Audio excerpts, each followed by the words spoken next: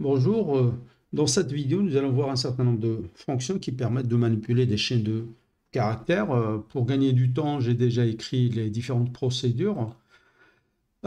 Donc ici, je vais déclarer un certain nombre de variables, donc chemin, où je vais mettre le chemin pour accéder au classeur présent. Donc this workbook, c'est un objet qui désigne le classeur en cours. Et la propriété, c'est path. Path, c'est le chemin. Donc, je récupère le chemin et puis je l'imprime. Après, pour dessiner une ligne de séparation, j'utilise une autre fonction qui permet donc de générer un certain nombre de caractères, ici 100. Donc, string sans tiret, ça veut dire on va générer 100 tirets juste à poser. Après, je vais utiliser la fonction split qui va mettre dans un tableau le chemin, mais en prenant tous les caractères qui sont entre deux symboles anti-slash. Donc, ce que je vais faire, je vais déboguer pour voir de quoi je parle. Donc, voilà mon chemin. Et donc, je vois que dans le chemin, j'ai le lecteur, puis le symbole donc, de séparation qui est utilisé dans les chemins, puis un répertoire users, puis le séparateur, l'anti-slash, puis un sous-répertoire, puis le séparateur, etc., etc. Et donc la fonction split, ce qu'il va faire, il va prendre tous les caractères. Par exemple, il va prendre ces deux points, il trouve le séparateur, il crée un nouveau élément dans le tableau A, et puis il prend users, donc jusqu'au deuxième séparateur, il le met dans le deuxième élément, il crée un troisième élément où il va mettre un A, etc., etc. Donc allons-y, voyons voir ce que... Alors, une petite remarque, ici, on a le droit de mettre un seul caractère. Donc, si je mets plusieurs caractères, ils sont tout simplement ignorés. Il prend le premier caractère. Donc, allons-y. Voilà, j'ai créé le tableau. Donc, je peux visualiser la liste des variables. Et effectivement, je vois qu'il a créé plutôt quatre éléments dans le tableau A. Dans le premier élément, il y a ces deux points. Dans le deuxième, user, etc. Et puis, je vais balayer avec un for each le tableau A. À chaque fois, je vais mettre l'élément dans la variable E. Et je fais un debug.print E. Et donc, qu'est-ce que ça donne? Bon, j'arrête et puis je réexécute. Donc, ça donne le chemin, puis la ligne de séparation. Voilà. Puis, il va décomposer le chemin en éléments élémentaires, donc à partir du lecteur, puis le premier répertoire, le sous-répertoire, sous-sous-répertoire, etc. Donc, voilà. Donc, on voit que en fait, la fonction split nous facilite énormément la tâche. D'ailleurs, si je veux faire ça manuellement, c'est-à-dire si je ne suis pas au courant que cette fonction split existe, voilà comment on va faire. Donc là aussi, on va déclarer donc, le chemin. Donc je peux ajouter un string, parce que c'est une chaîne de caractères. Puis je déclare un compteur, non, c'est ça, oui, c'est un compteur, c'est un entier. Et puis ideb, comme i début, on va voir l'utilité. Donc comme tout à l'heure, je vais mettre dans chemin la propriété path du classeur en cours. Je l'imprime, puis je vais mettre le même séparateur, le tiret. Je commence par i égale 0, et puis ideb égale 0. Et puis une boucle, do loop until condition.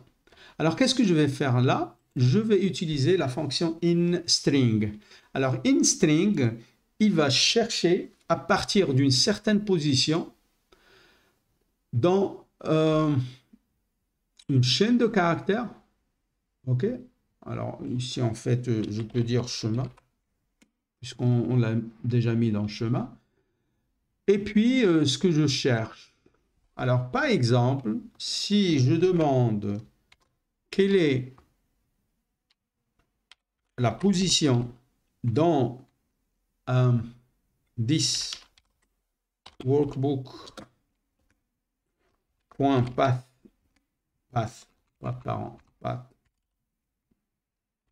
virgule, alors le séparateur, là, ce qu'il va me donner, c'est 3. Et donc, si on vérifie, hein, on a un C2 point slash, effectivement, le anti-slash, c'est le troisième caractère.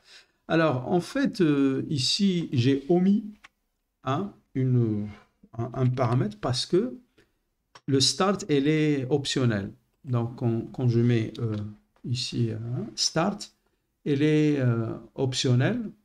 Et donc, par défaut, c'est 1. Donc, je réexécute, ça donne toujours 3. Et donc, ce qu'on va faire, puisqu'il y a plusieurs occurrences de ce séparateur, je vais commencer par 1. Donc, i égale 0 et i plus 1, c'est 1. Donc, à partir du premier caractère du chemin, je vais chercher l'emplacement du séparateur. Et après, je vais utiliser une autre fonction intéressante qui est mid. Alors, mid, ça permet donc d'extraire, par exemple, je vais dire mid, je vais prendre cette chaîne de caractères.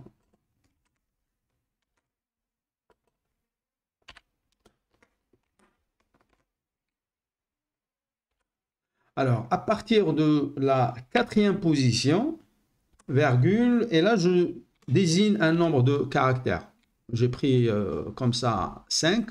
Alors, le 4, c'est le caractère qui va suivre le séparateur, puisque j'ai trouvé le séparateur à la position 3. Et donc, on va voir ce que ça va... en fait, c'est une pure chance. Je suis tombé exactement sur le deuxième élément du tableau, users. OK? Donc, avec la fonction mid, nous avons besoin de la chaîne de caractères, et puis à partir de quelle position, et puis on prend combien de caractères. Et donc, le chemin, on l'a stocké, puis on va dire à partir de quelle position. Ici, à partir de 1, je veux récupérer d'abord le lecteur. Le lecteur, ça commence à partir de 1. Et puis, je vais faire un test. Est-ce que c'est le début? Si égale 0, je prends en fait la longueur de la chaîne, c'est i égale 0. Hein. Je vais prendre la longueur de la chaîne. Sinon, je prends i moins 1. Moins le début. Alors, je crois que le mieux serait de déboguer ça pour voir ce qu'on va obtenir. OK. Alors, c'est quoi qu'est-ce que ça va donner? Ça. Alors, d'abord, le i, c'est 3. C'est bon, c'est la position du premier séparateur, l'anti-slash. Et lorsque je demande c'est quoi le résultat, c'est 2. Et donc, en fait, ce qu'on va prendre, à partir du début, plus 1, ou bien du premier caractère jusqu'à quoi? Jusqu'au caractère qui précède le séparateur. Donc, nous avons le chemin. Voilà. Donc, nous avons trouvé le séparateur dans la troisième position et je voudrais récupérer ces 2 points. Et donc, je vais prendre à partir du premier caractère jusqu'à la position trouvée, moins 1. C'est ce que je fais en fait là.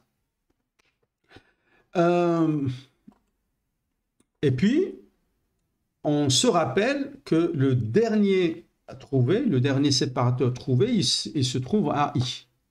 Et je vais répéter jusqu'à ce qu'il n'y ait plus de séparateur. Et dans ce cas-là, la fonction inString, il va nous donner 0. OK?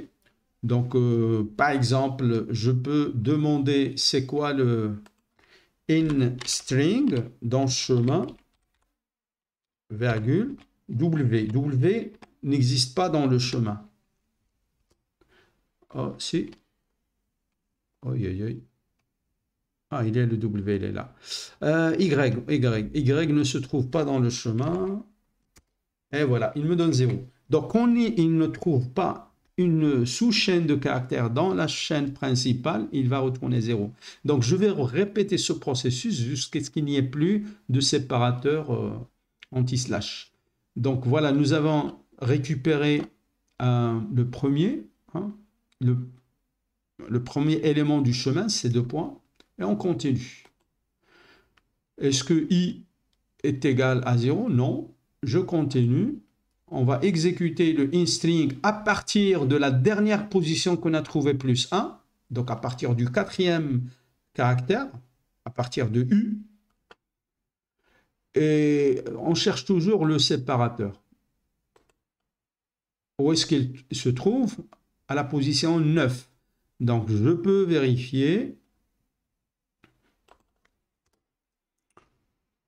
1, 2, 3, 4, 5, 6, 7, 8, 9. Effectivement. Donc, le deuxième séparateur se trouve à la 9e position.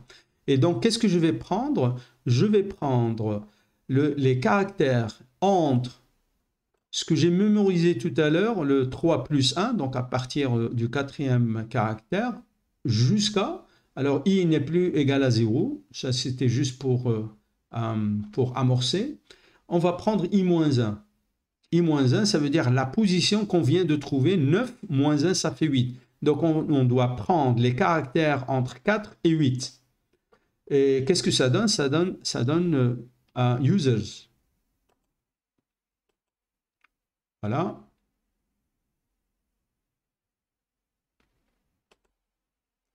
Après, on va chercher à partir de la 10e position. I égale à 9. Et donc, à partir de la 10e position, ça veut dire à partir de D. Et là, on va arrêter parce que on ne va plus avoir bon, il y a encore un.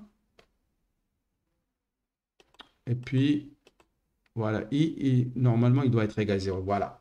Donc, on a terminé, I égale 0, etc. Et donc, lorsque je vais l'exécuter sans débogage, j'obtiens exactement le même résultat. Donc, ces 2 points, users, ANA, downloads, etc. Et donc, on voit qu'avec la fonction split, c'est beaucoup plus simple. Ici, on a dû utiliser inString, mid, len pour calculer la longueur d'une chaîne de caractères, etc. Alors, d'autres fonctions intéressantes, left, right. Donc, dans cet exemple, nous allons récupérer le nom du classeur actif. Donc, ou bien this workbook. Il y a une petite différence entre active workbook, surtout lorsqu'on a plusieurs classeurs qui sont ouverts. This workbook, ça veut dire celui-là, hein, celui que je suis en train de voir, classeur 1, etc. Donc, je récupère le nom dans NC et je veux séparer le nom et l'extension. Donc, ce que je vais faire pour récupérer le nom du fichier, je vais prendre à partir de la gauche la chaîne de caractères et je désigne combien de caractères prendre. Et pour cela, nous allons encore une fois utiliser le inString. Donc, je dois localiser la position du point. Hein, parce qu'on sait que le nom complet est composé du nom du fichier, puis un point et l'extension. Donc, je calcule la position du point, ok, et je prends à partir de la gauche, left, à partir de la gauche, à partir du premier caractère de NC, et je vais jusqu'à la position où se trouve le point, et je recule d'une position. Et l'extension, je vais utiliser la fonction write. Write, ça veut dire on va prendre un certain nombre de caractères à partir de la droite. Donc, write, de la chaîne de caractères, le nom complet. Et puis, c'est la longueur du nom complet moins la position du point. Et donc, je vais exécuter pas à pas. Voilà. Donc, qu'est-ce qu'on a dans NC? On a le nom du fichier classeur1.xslm. Après, dans le nom de fichier, je vois que j'ai récupéré classeur1. Comment? En prenant un certain nombre de chaînes de caractères à partir de la gauche, du premier caractère jusqu'à la position du point et je recule d'une position. Et puis l'extension, c'est en utilisant la fonction write. Write, et puis on mesure la longueur de la chaîne de caractères. Donc, len NC, ça donne 14. Et donc, la position du point, plutôt la longueur moins la position du point, ça me permet de savoir combien de caractères prendre à partir de la droite pour récupérer l'extension. Et donc là, on va faire un debug.print pour présenter l'ensemble des informations. Voilà le nom complet que j'ai récupéré. Le nom du fichier, c'est classeur1 et l'extension, c'est XLSM. Alors, on aurait pu, en fait, obtenir le même résultat en utilisant split. Donc, je vois que mon nom du fichier, le nom complet, c'est classeur1.xlsm. Donc, il suffit d'utiliser la fonction split et utiliser comme séparateur, désigner comme séparateur le point. Et donc là, je vais récupérer deux parties, classeur1 et XLSM. Et en fait, c'est ce qu'on fait. Hein. Donc, on met le résultat du split dans un tableau A de type variant. C'est un array, en fait. Et puis, on va faire le debug.print du nom complet, puis du premier élément du tableau A et le deuxième. Dans le premier, je récupère le nom du fichier. Dans le deuxième, je récupère l'extension. Et donc, en exécutant, on voit que c'est exactement le même résultat. Alors, personnellement, je préfère cette méthode parce qu'elle est beaucoup plus compacte. Une petite remarque, quand on utilise split, en fait, le tableau, il doit être de type variant. Donc, nous avons vu en fait que dans le tableau A, on n'a que des chaînes de caractères, mais si on dit string, en fait, ça ne marche pas. On va avoir une erreur. Voilà, tableau attendu. Et donc là, c'est obligatoire. Le type du tableau, il doit être variant. Donc, on peut dire dim A tout court. Et voilà, ça marche. Fonctions suivantes sont des fonctions qui permettent de transformer une chaîne de caractères soit en majuscule, soit en minuscule. Comme on va le voir, il y a plusieurs façons de le faire. Donc, je crée une chaîne de caractères où je mets bonjour tout le monde. Et après, j'utilise la fonction uCase pour uppercase, donc pour transformer la chaîne de caractères en majuscule. Ou bien la fonction lcase pour lowercase, la chaîne de caractères. Une autre façon d'obtenir exactement la même chose, c'est d'utiliser format. Et donc là, je dis, vous formatez la fonction S en la transformant en majuscule. Et pour le deuxième cas, vous changez le format de S en le transformant en minuscule. Donc j'exécute et effectivement, on a avec la fonction uCase, j'obtiens exactement le même résultat que pour le format S supérieur. Donc voilà pour transformer une chaîne de caractères en majuscule ou minuscule, etc. Alors, la dernière fonction que nous allons voir dans cette vidéo, c'est une fonction qui permet de se débarrasser des espaces qu'on peut avoir soit au début, soit à la fin d'une chaîne de caractères. Donc voilà, j'ai une chaîne de caractères S. Je remarque la présence d'un espace avant, bonjour, et puis j'ajoute des espaces en utilisant la fonction space. Et donc là, j'ajoute 5 espaces à la fin de la chaîne de caractères. Alors, voyons voir si j'imprime dans la fenêtre d'exécution la chaîne de caractères et puis je calcule sa longueur. Et donc, on va voir est-ce que par défaut, les espaces, ça compte. Et après, on va faire la même chose, mais en utilisant la fonction trim. Trim, ça veut dire couper. OK? Donc, voilà ma chaîne de caractères. Espace bonjour, puis 5 espaces, et là, une longueur 13. Avec la fonction trim, en fait, je ne garde que les caractères. Mais attention,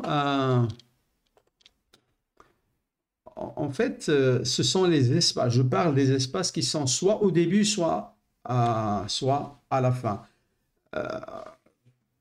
Les espaces qui sont à l'intérieur ne sont pas concernés. Et ça se comprend pourquoi. Et en fait, on peut utiliser le split, etc. si on veut se débarrasser de tous les espaces, que ça soit au début, que ça soit au milieu ou bien à la fin.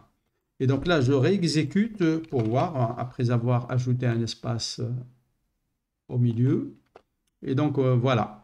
Donc on voit que trim, en fait, ne touche pas les espaces qui sont à l'intérieur.